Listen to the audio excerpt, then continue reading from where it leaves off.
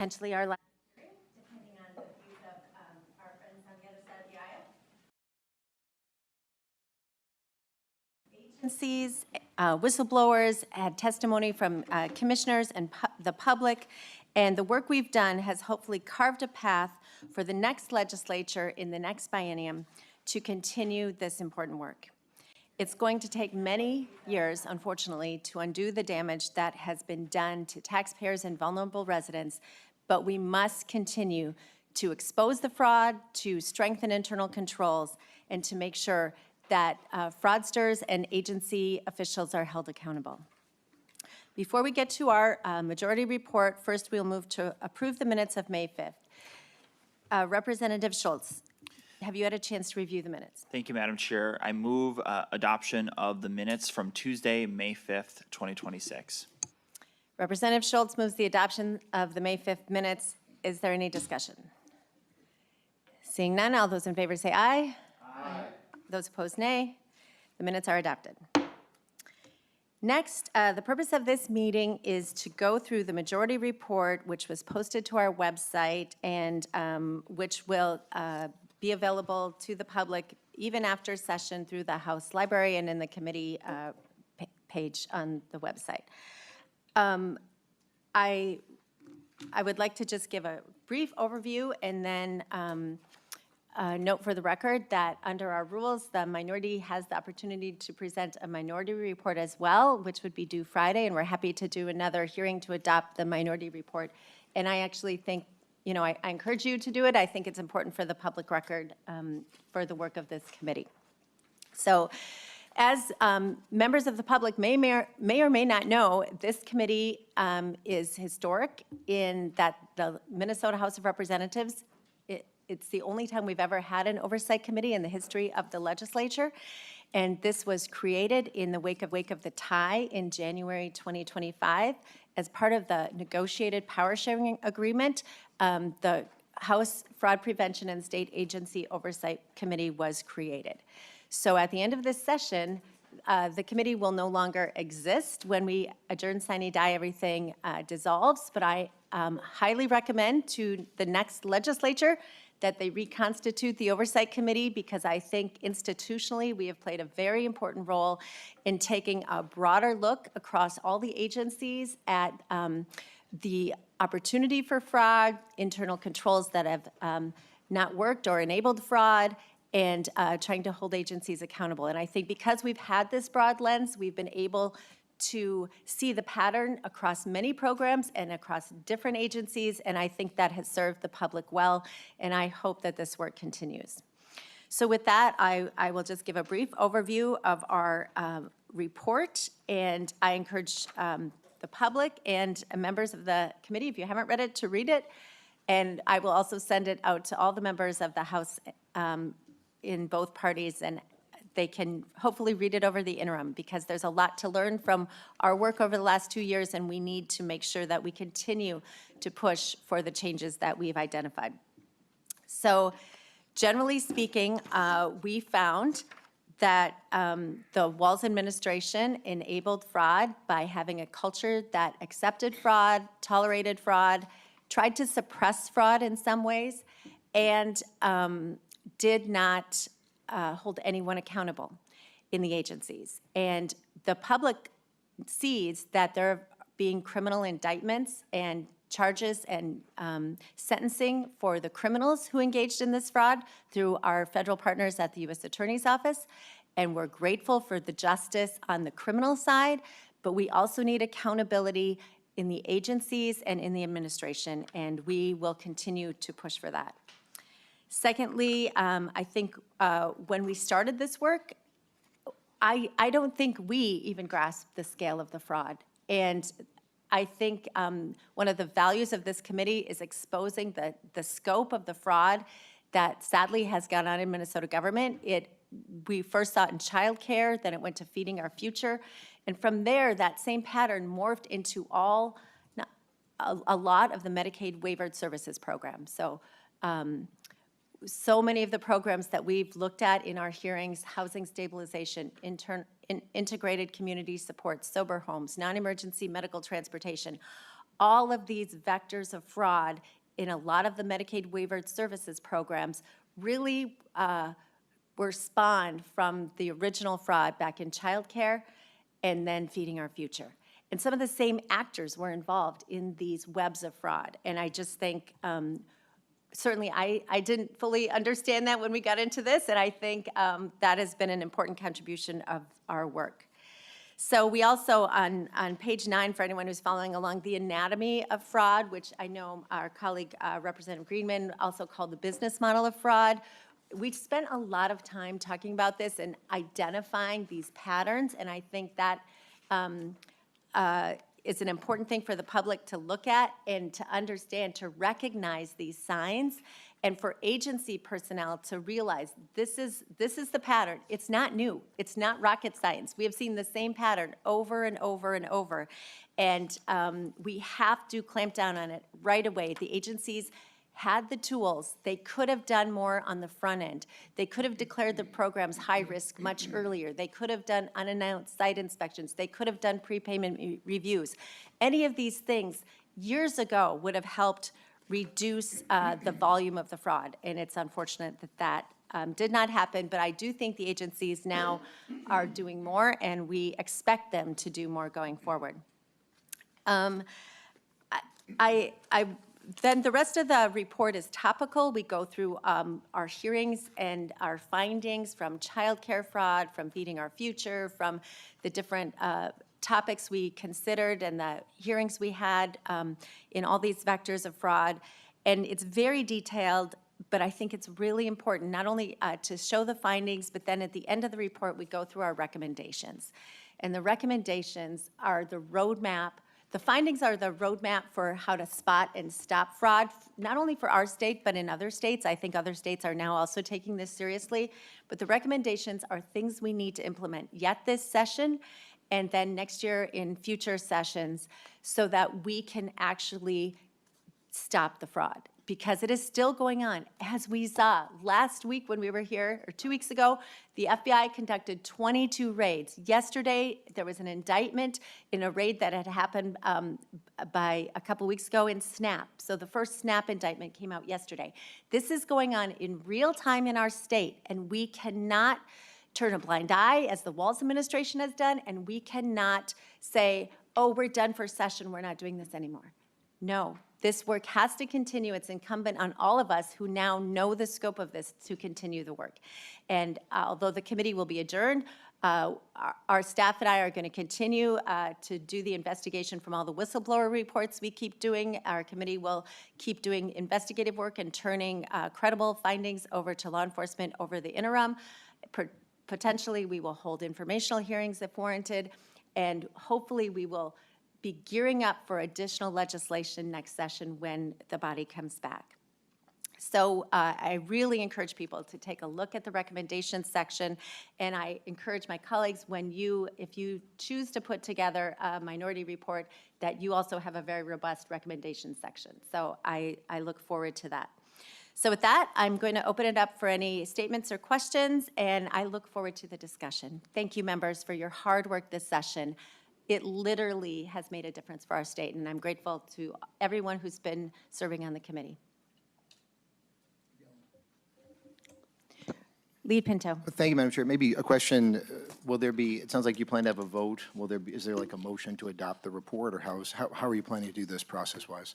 Yes, so I will move adoption of the report. I guess I can move it now, and then we can have the discussion.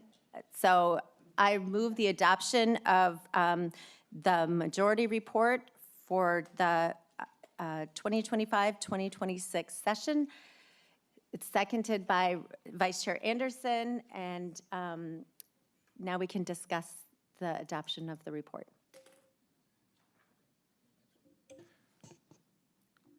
Lead Pinto. Okay, thank you, Madam Chair. I'm going to wait for you. I did want to note that Representative Elkins is in budget negotiations. That's why he's not able to join us today. Yes, thank you. And I'll just interrupt that Representative Nash is likewise occupied with, I believe, Ways and Means or something. So he has another meeting. I can't remember. Hope it's not Ways and Means, because I'm in Ways and Means as well. Then you would be there. I guess we'll find out. Madam Chair, Representative Greenman and I plan to abstain from the vote, and because we care about transparency, I want to tell you and the public why. And I want to recount to the public how this process has gone. I had asked if the three members of the minority could provide input on the report or even see it a few days in advance so we'd have time to review and give comments. Instead, this is an 80-page report posted less than 24 hours ago, full of partisan nonsense and speculation, some good information as well, but a lot of errors. Just to provide one example, it says our Attorney General has prosecuted very few Medicaid fraud cases, when in fact, we heard in this committee in evidence that it's one of the most effective Medicaid fraud control units of its size in the country.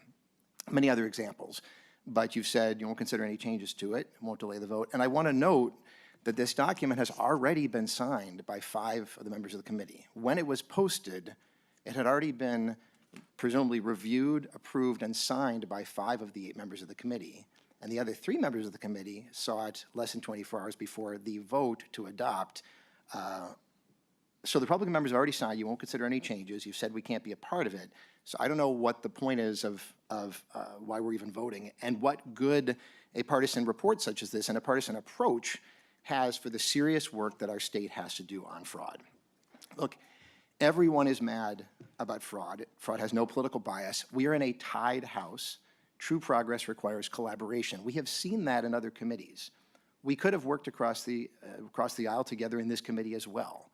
But this committee has been so committed to winning political points that it's achieved nothing. And having this document as the conclusion is sort of the final confirmation. This document that came together without any input, any review, anything from 3 of the 8 members of the committee. So here's what, to my mind, here's what we've learned from the committee. We've learned that when you commit time to making a problem a spectacle, you take time away from the actual work to solve the problems. In many ways, you create skepticism around the problem that even hinders the work. Like when Operation Metro Surge set us back in the fight against fraud by driving out the U.S. attorneys who had been leading that very fight. We also learned that fraud prevention, as it's a serious issue, will in fact happen in serious committees. While we were in this committee, listening to partisan presentation after partisan presentation, many bills were making their way through the legislative process, and supported, may I say, by Republicans and by Democrats. Bills that increased oversight, hired more investigators, cleaned up grant management, held criminals accountable, created the Office of Inspector General. Every other committee did the work that this committee could have, and most importantly, the committee showed that you've created a second reality. A second approach, because when you only tell half the story, well, then you see what you want to see and say what you want to be true. You can't fathom that the Attorney General has in fact prosecuted and convicted hundreds of people for Medicaid fraud because it doesn't fit the narrative. You don't understand why voters are marked as inactive to catch fraud because you need to believe that there's election fraud in Minnesota or that reality breaks. We're not talking about the president pardoning criminal fraudsters, white-collar crime and wage theft, about tax evasion. So these are all the ways in which when you create this second reality, we're not willing to talk about the nuance, the private businesses gaming the system, getting away with it. And so while some people are playing to social media, you end up missing crucial parts of the problem. We need to live in one reality and take a serious problem more seriously. So as someone who prosecutes fraud myself outside the legislature, I genuinely hoped for real work coming out of the committee, and I'm genuinely disappointed. What a missed opportunity. And I hope that social media followers enjoyed this because it was clearly about them and not the people of Minnesota. This document that's already been signed by 5 of the 8 members, I suspect that those people want the document that they've already signed to be something that is presented, and good luck with that. This is a real missed opportunity. Thank you. Thank you, Lead Pinto. I would like to respond to that, and I'm sure many of my colleagues would as well. First of all, I want to remind you and the body and the public that this is an oversight committee. And the role of the oversight committee is to perform an oversight function. We bring people in from the agencies, from the administration, we hear from the public, we hear from whistleblowers, and the product of an oversight committee is a report, generally a majority report and a minority report. And just to make sure that we were well within like tradition of other oversight bodies, because this is new to our legislature, I worked with the House of Representatives Oversight Committee in Washington, D.C. And indeed, they told me that they always produce a majority report and a minority report separately, and they don't give any advance notice to the minority, any opportunity to review it. They each just produce their own report. And we gave you 24 hours. I realized that I wished to give you more, but just for circumstances of how time was going with some personal issues with our staff who were working on it, we were not able to get it done as soon as possible. But 24 hours is more than normal process in the Oversight Committee. And I told you at least a month ago, and when we formed the committee, we had in the rules that there was going to be the opportunity for a majority report and a minority report. So when the committee was constituted and we voted on our rules, that was signaled.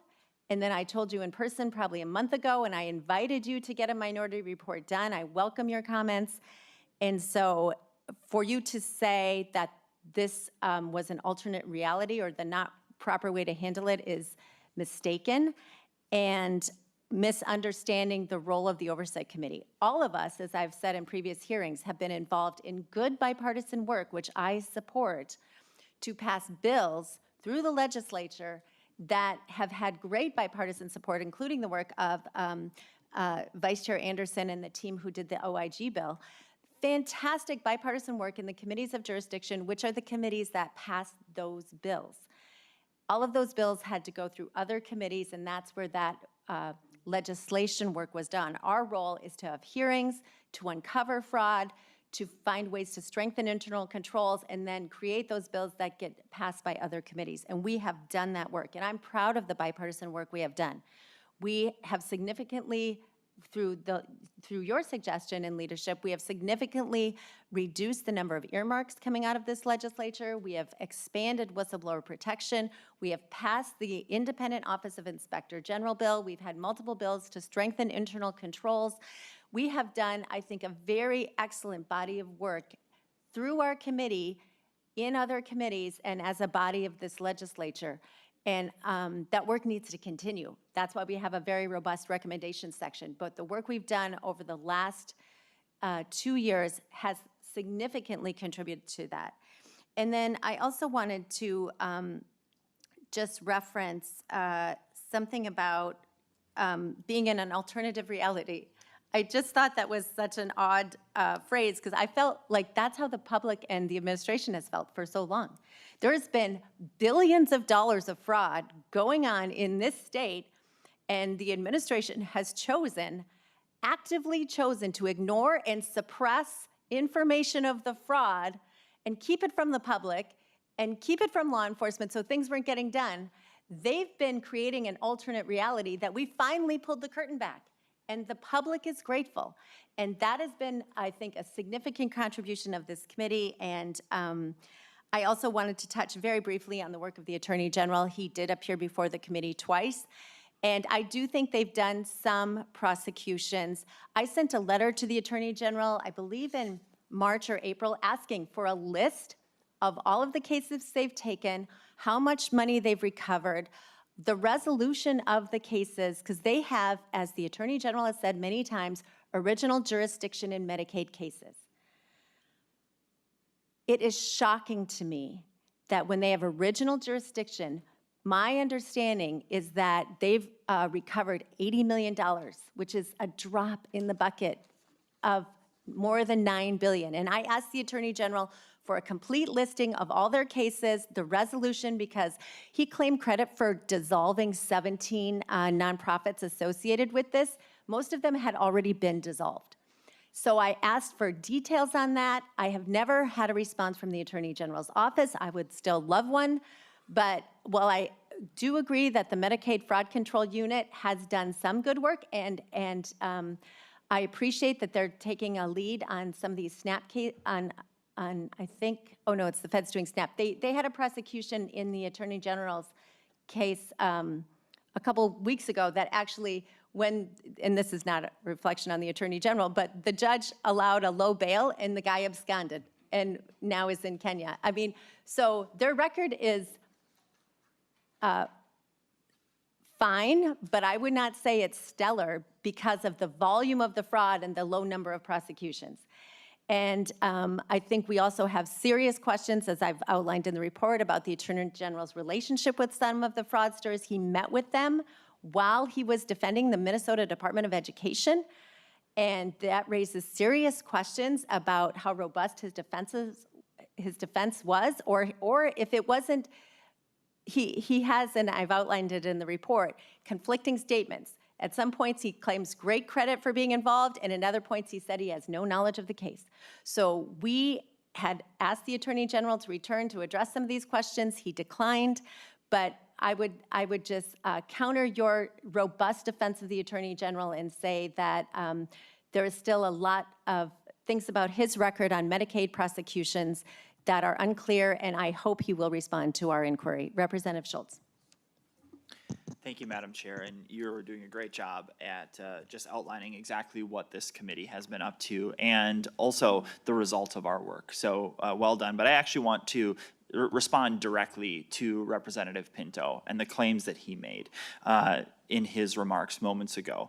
And he said that what we presented as it related to the Ellison Medicaid fraud unit, that what we suggested was inaccurate. And at the same time, he didn't bring any evidence or state how many cases. He said it was wrong of us to say that the Medicaid fraud unit has not taken enough action on Medicaid fraud investigations, and then failed to list any specifically. So he just labels it and says, you know, we have the best, and then provides no evidence, provides no detail to his claim.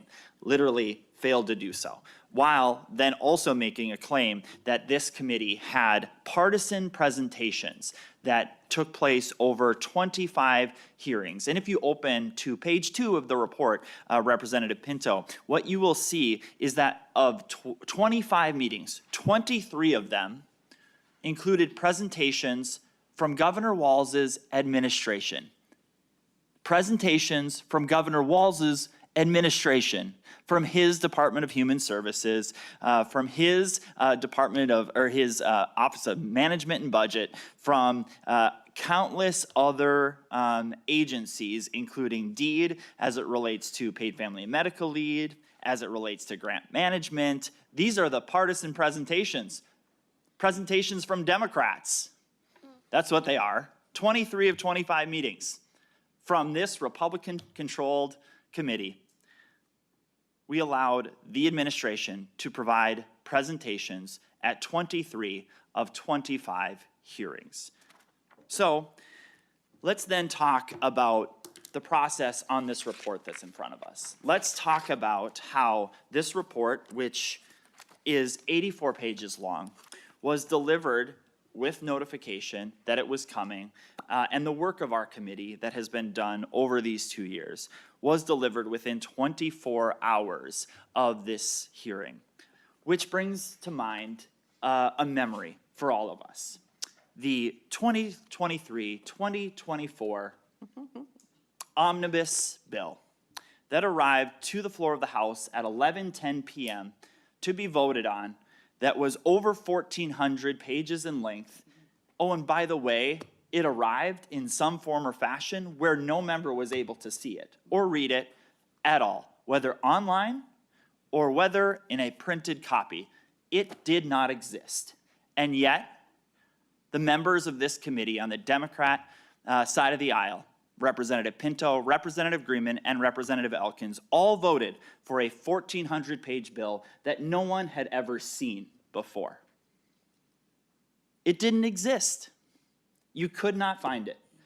And somehow, delivering an 84-page report that is the summation of the work that we've done 24 hours in advance is too much for you to flip through. While probably later today we'll take up some bill that hasn't had that same amount of time and be expected to vote on it, and yet somehow it's partisan for us to bring forward this report here and allow you the chance to provide input on it and to allow you the chance to vote on it. fascinating. I'll just say that, especially when you're trying to label the work of this committee as being hyper-partisan and that we didn't do work together. When at the same time, I believe it's now 2 weeks ago, we passed 4 great fraud prevention bills on a bipartisan basis that were supported by members of this committee for payment withholds, to ensure that agencies were stopping grants going to convicted fraudsters. That was a Bonner bill. Or increasing the statute of limitations, or enhancing the ability of the Bureau of Criminal Apprehension as it relates to identity theft and fraud, or the work of Vice Chair Anderson and the Independent Office of Inspector General bill. Or the fact that prior to this committee's existence, Representative Pinto, prior authorization was not done for Medicaid-funded service providers. And now we're doing that. All of that has happened in the time that this committee existed. Then let's also talk about one of your other claims, that there's no election fraud in Minnesota. And at the same time, and I'm sure that my colleague, Representative Altendorf, can give you the exact details because there are specific examples of convicted election fraud in Minnesota. While at the same time, you on the other side of the aisle passed legislation in 2023 and 2024 to allow for people without lawful status in our country to have the exact same driver's license to be able to be used as a mechanism of identification to vote. That is what has happened while the city that Representative Greenman represents has literally provided the guidance for them to be able to vote in municipal elections using the same voter registration system that is then shared with the Secretary of State's office. While at the same time that Secretary of State Steve Simon has rejected the request from the Department of Justice to ensure that we are following federal election law, to ensure that there are only lawful people voting in our elections. This is today's Democrat Party. The Democratic Party. The picture has been painted. It's been painted in this committee. It's been painted over these last few years. And it's a stark contrast to where Minnesotans are at today. So there's the truth. Representative Greenman. Thank you, Madam Chair, and thank you, Representative Schultz, for, I think, justifying and providing the proof points for what Lead Pinto said. You just said that this committee was about the picture having been painted about what the Democratic Party is. But this committee is called the Fraud Prevention and Government Oversight Committee, not the make the case and picture what you think the Democratic Party is. And I think that that's the point. I also have noticed that we seem to have dropped the fraud prevention part of the conversation. So I've heard you say a lot about government oversight, but fraud prevention actually means advancing solutions that get to the root of the problem and all of the other solutions you mentioned. Representative Schultz, you mentioned a bunch of bills. None of those bills went through this committee, and all of those bills would have happened without this committee because of the work that, and some of these people on this committee have been doing that work. Some people have been working on anti-fraud bills that your party chose to vote against for inexplicable reasons. But regardless, all of that is happening in a set of other spaces that are not this committee. And, you know, the reason I think it's important that we don't just change the definition from fraud prevention and government oversight to government oversight is exactly the reason and what I think that this report has turned into, which is this is sort of no Democratic leader left undisparaged, but it actually, and I think that there are pieces in this of pages that in a different context could actually be useful. There is pieces in a different context that we have learned that we could have in the missed opportunity would have been going down and talking about that fraud prevention and getting more structural. I said this last week, but we didn't do that because it was, you know, and am not going to take the bait to be able to school you again on how our elections work and how a conviction means that the system of oversight worked.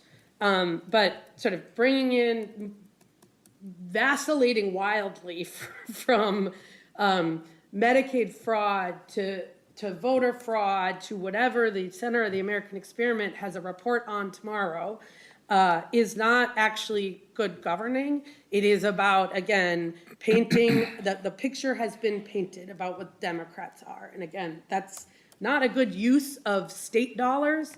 And it's not actually taking seriously the problem, the fraud prevention problem. The last thing I'll say is, you know, I think this is not the last thing to say. To that point, I guess I'd say about, we've been talking a lot about the Attorney General and his office, right? And we all know how that works. And I think that that's been one of the intentionally misleading pieces of all this. But it's not just that the AG came in and told us about the 350 prosecutions. I was sitting in public safety where we heard about the Medicaid Fraud Control Unit that is under-resourced compared to other states, which we are taking care of, and is overperforming. And you might not like the Attorney General. You might have a candidate you want to beat him. But when we have the nonpartisan prosecutors and we see, as it compares to other places in the country, the conviction rate, the restitution rate, and the places that we have given the AG authority, which is in Medicaid fraud, it's not in SNAP, it's not in many other places, which I think my colleagues across the aisle learned on this committee, but their criminal conviction authority for the Medicaid Fraud Control Unit, they are, to use a colloquial term, punching above their weight compared to other states that are also trying to fight this issue of Medicaid fraud. And that is not at all encompassed in here. In fact, that there is a quote here that I think is misleading, and if we had had the opportunity to actually look at this, it said, I think that it's that the AG is prosecuting relatively few cases. I think that that should be corrected. I think if we had had this report ahead of time, we could have not done this in this hearing, but actually just said to you, there's lots of typos in this report too. There's misquotes that I don't actually think were intentional. But when I'm going through this, I mean, if you want me to give you my red lines, we can, but that's not what this process was meant for, and it's not what this process allowed. The last thing, and I think the most important thing, and again, how you all have described this is telling. Modeling anything after Congress is not what Minnesota wants. It doesn't seem like a good model. People right now think that Congress is broken across the aisle.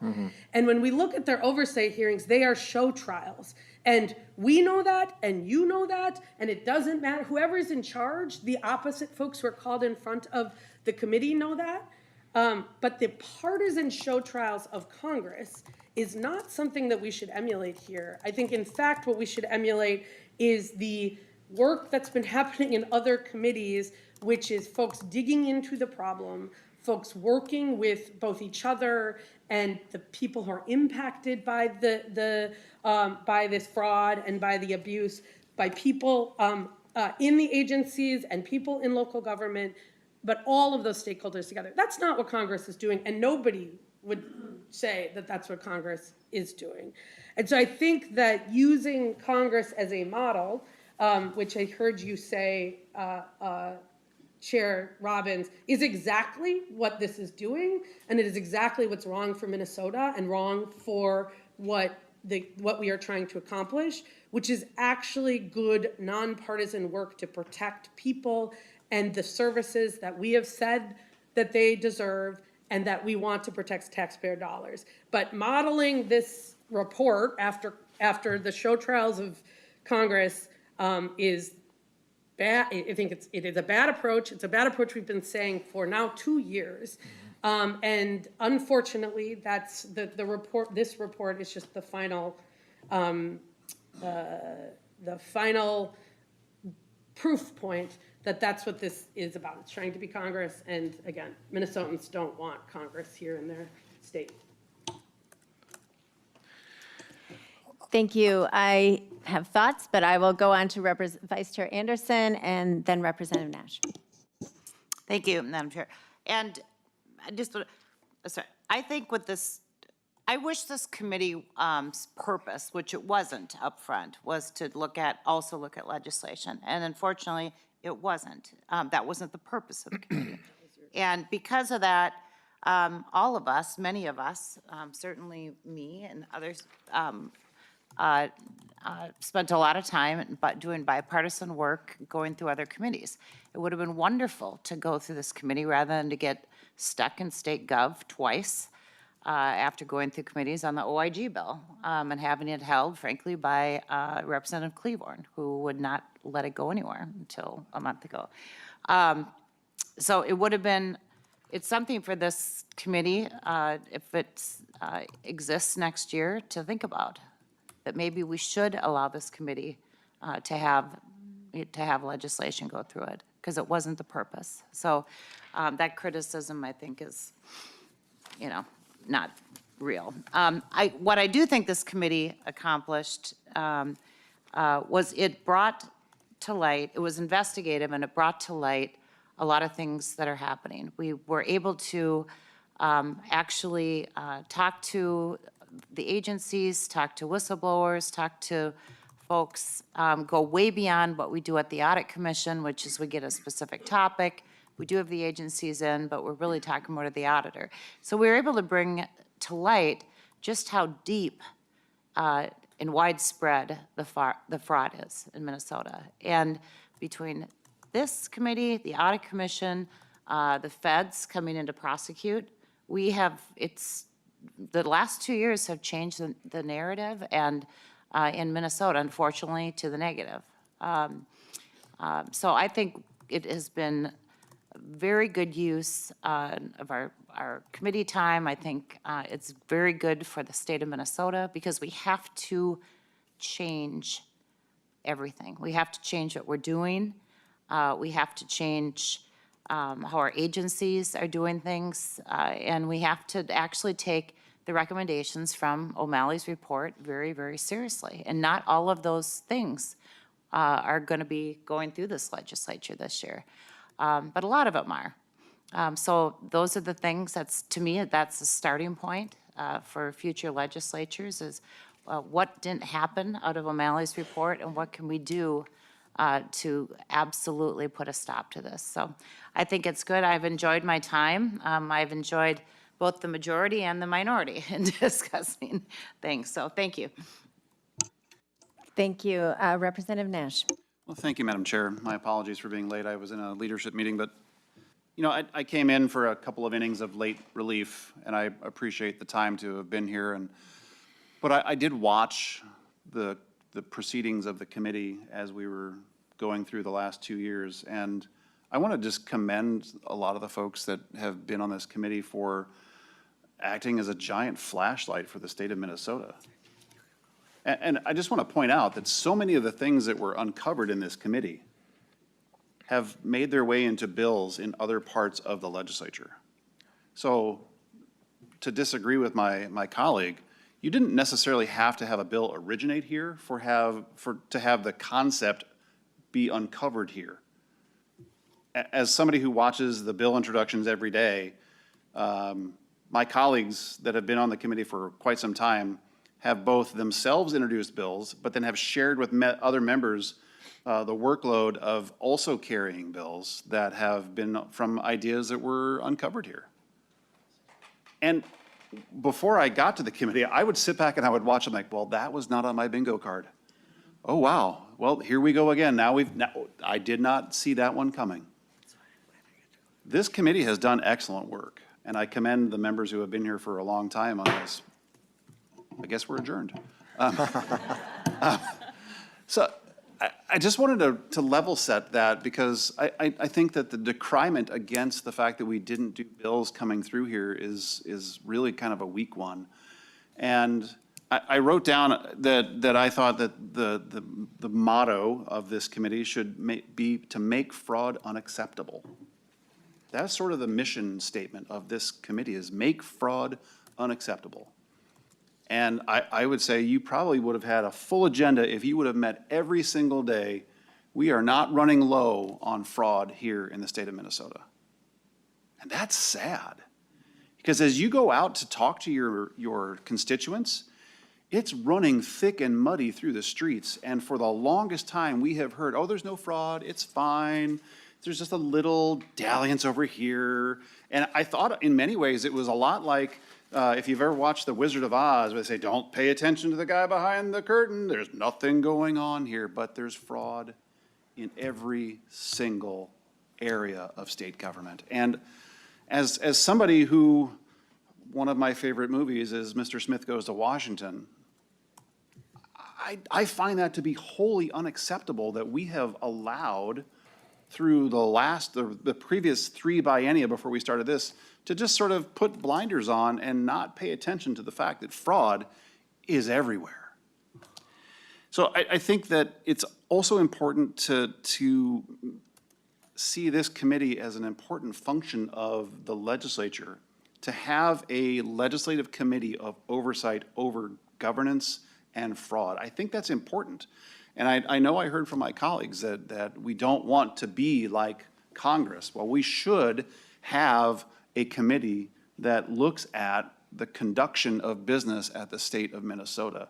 Now, as the chair of state government, that's part of our purview, but we can't do it all. So in many ways, I view a committee like this as an investigative arm of the legislature who will kick out ideas or the members draft bills along these ways. I think it's a very important thing, and I think that the work was really well done. I think that we have seen some things, once again, that were probably on nobody's bingo cards. And I think that this has been the biennia of tackle fraud head on. I know that one of my bills that is now law, that was poo-pooed by the DFL, House File 3, which I lovingly called fraud notes, has been up and running now for over a year, and the departments are saying, thank you, Representative Nash, for passing House File 3 into existence, because now we are seeing that we have a lack of ability to handle and tackle internal controls. The OLA is now pointing that out to us, and that we now have another thing that we can begin to use as a systemic reduction in the potentiality for fraud. So that's one thing. I've done some other things that a lot of our members have gotten behind, a lot of your members have gotten behind. So I think that it's important to look at this committee and not just say, well, it was a witch hunt, which is my words, not yours, but it sounds like that's where your heart is. And I would say, Representative Greenman, you don't like this particular report. I don't know that you know, I'm sure you do, you could do a minority report. There's still time for you to do a minority report. If you have this deep and burning desire to tell us why this is a bad committee or somehow say these areas of fraud are still good, we would welcome to read a minority report that you might choose to author. I'm sure all of us would buy the first copies off the press because we would love to know why this report, in your estimation, falls well short. And lastly, Madam Chair, I hate to correct my colleagues, but Representative Anderson, it wasn't 2 times in state government that your bill was blown up. It took 4 times for us to get it out of committee. 4 times it took. Your bill was also shot down.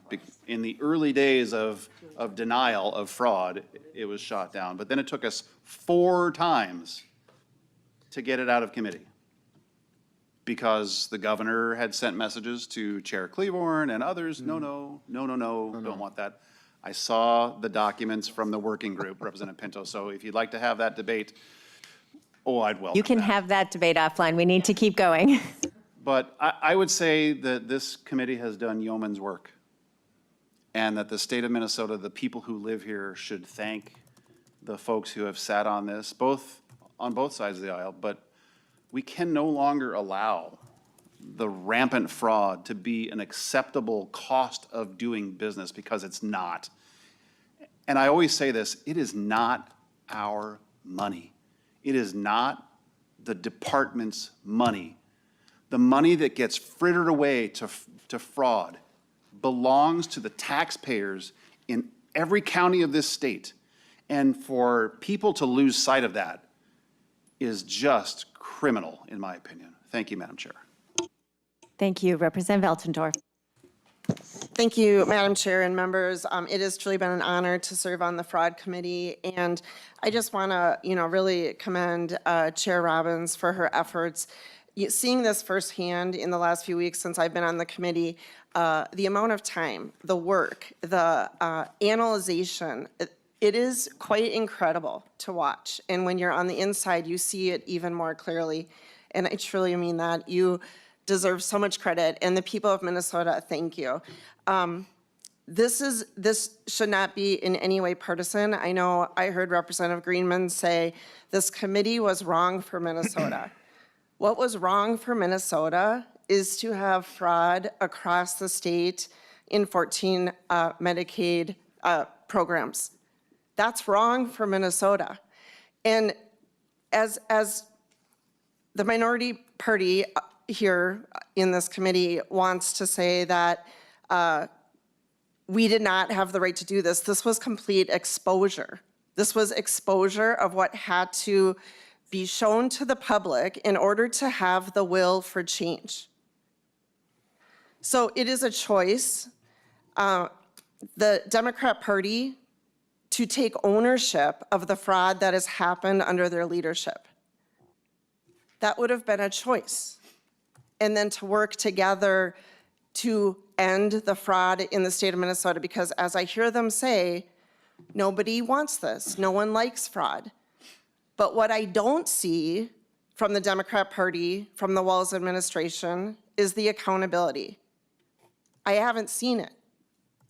Neither has Minnesota. We haven't seen people being held account. We haven't seen people being fired. We haven't seen significant system changes.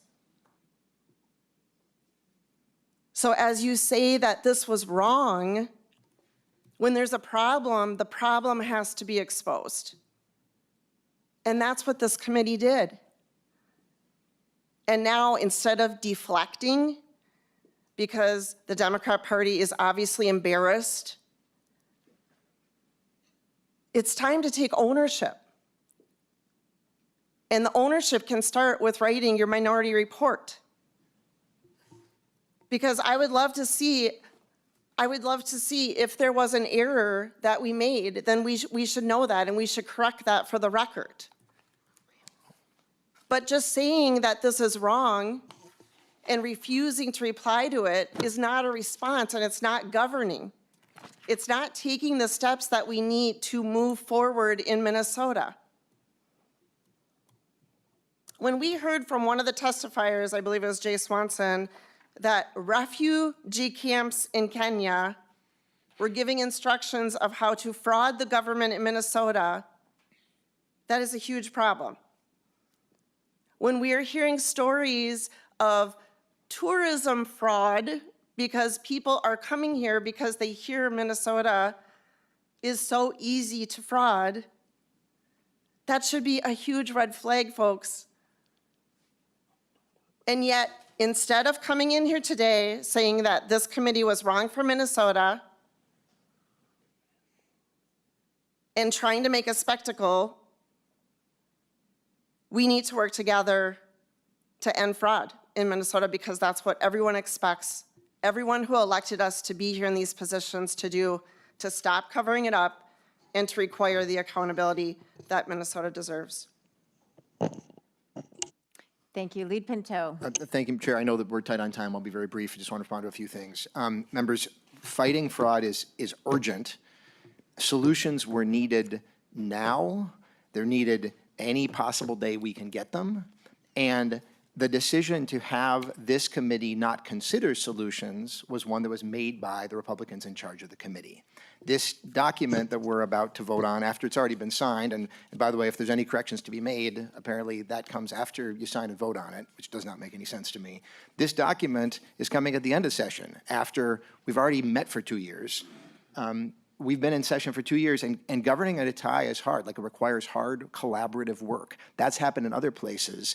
And I think that this document is illustration of the way that the committee has operated and where we end up, that it simply shows up. And when we point things out, and this is, I want to make sure to acknowledge this. There's regarding Attorney General Ellison, the comment was made that we didn't provide any evidence relating to the strength of his office regarding Medicaid fraud. May 5th, 2025, hearing before this committee, there's a presentation labeled AGO_DOCS, slide number 12. The federal government found that from 20 to 2022, Attorney General Ellison's Medicaid Fraud Control Unit had the most provider fraud convictions when compared to similarly sized states. And in recent years, it actually outpaced states with even larger budgets and staff sizes of fraud convictions. What concerns me is that it doesn't seem to concern you that the comments in this document all go from one direction and they don't provide the broader perspective. And I understand you say, oh, well, then after we've already signed and voted, there can be something else providing a perspective. But I think if you tell Minnesotans that the report of the Fraud Prevention Committee was produced simply by the Republicans, wasn't shown to Democrats before they'd already signed it and would have a vote, I think that people would have significant concerns about that. 350 prosecutions, convictions for Medicaid fraud. Regarding Attorney General Ellison, that he led to those convictions. So just that one example, and there are many others. So regardless of the speculation of fear-mongering in the committee, the Attorney General has done more to prevent and fight fraud than this committee. That's what I would say, and that's where we're at. So, Madam Chair, I assume we'll go to the vote. Thank you. Thank you, Lead Pinto, and I just want to provide some closing comments. First of all, I am grateful for my colleagues in the minority. I think you have contributed a lot to these discussions. I'm grateful for all of the agencies who came and provided testimony. I'm grateful especially to the very brave whistleblowers who came and exposed fraud at great personal risk and who had been doing that for years and were ignored and retaliated against. And I just want to address a couple of the themes that we've had in this discussion, which I'm very grateful for this discussion. And I think one of the great things about this committee is that we've been having these very honest discussions for 2 years. We don't always agree, but we always say what's on our minds, and it has helped the state as we have addressed these issues. So first, the role of the House Oversight, Fraud Prevention and State Agency Oversight Committee.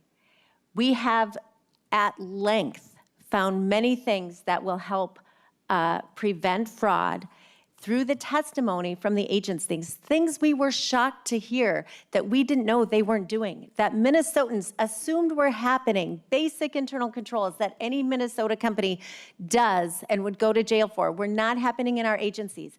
Agencies where we found out they were falsifying documents, backdating documents. And those things came out through these committee hearings where we questioned the agencies. And that was really important work that then led to bills on whistleblower protection, on internal controls, on prepayment reviews, on the Office of Inspector General.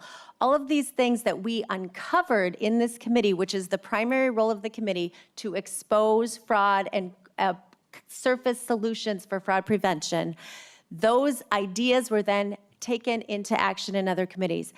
And there are 2 reasons for that. And if there's a future legislative committee on fraud prevention and oversight, I hope they will consider why it happened this way. And for the record, I want to clarify. We were given 1 committee slot. Most committees meet 2 or 3 times a week. We had 1 committee slot for 2 years. We would not have had the opportunity to do these robust investigative hearings if we were also listening to bills every committee. Our regular committees of jurisdiction don't get to all the bills they want. And as we heard multiple times, many of the committees where there's a tie purposely bottled up a lot of the fraud prevention bills so they couldn't get action and they couldn't get referred to other committees. So if we were a required committee stop for bills, it would have been another bottleneck in the process to getting actual bills passed through the chamber. And we did not want to slow down real fraud prevention bills. But we also had to do the work of investigating that all the committees of jurisdiction do not have time to do. So that was the primary role of our once-a-week hearing. And we always ran out of time, as you know, because there was always more questions to ask, always more to cover. Secondly, we did model this in some ways after the House Oversight Committee in Congress because there is no other precedent for a House Oversight Committee in the legislature. And I agree with you. Some of that stuff is show trial. I was out there as a witness. It was honestly disappointing as a citizen to be treated the way that Representative Rarick, Representative Hudson, and I were treated. We have not treated the witnesses in this committee that way. We have not been disrespectful to the agencies. We've asked hard questions, but we have given them every opportunity to present their case. We have not disrespected the public or the whistleblowers who have come before this committee. And I have not conducted this committee in that way, and I absolutely reject that show trial notion. Finally, we have surfaced solutions. We've uncovered and exposed the vast amount of fraud in this state government under successive Democrat administrations, where the only people holding the criminals accountable have been our federal partners.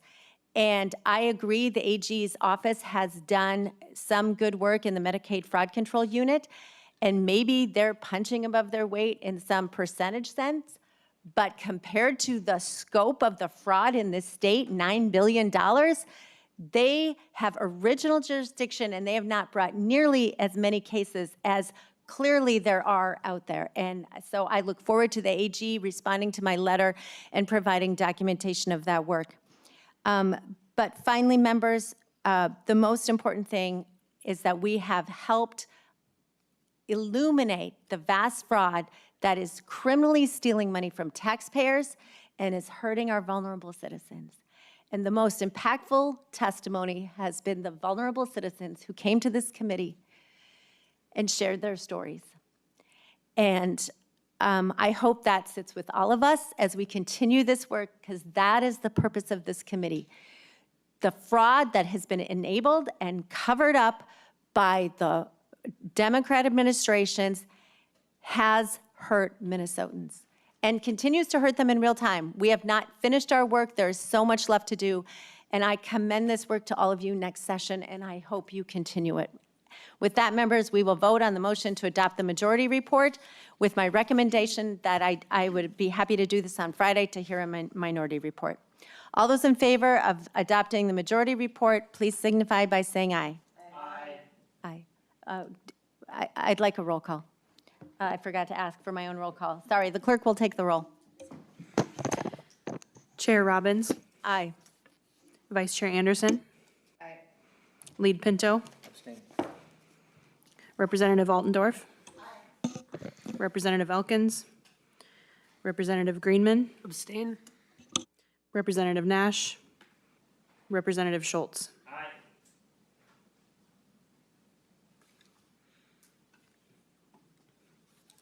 There are 4 ayes, 2 abstains, 0 nays, and 2 excused absent. The report is adopted. We are adjourned.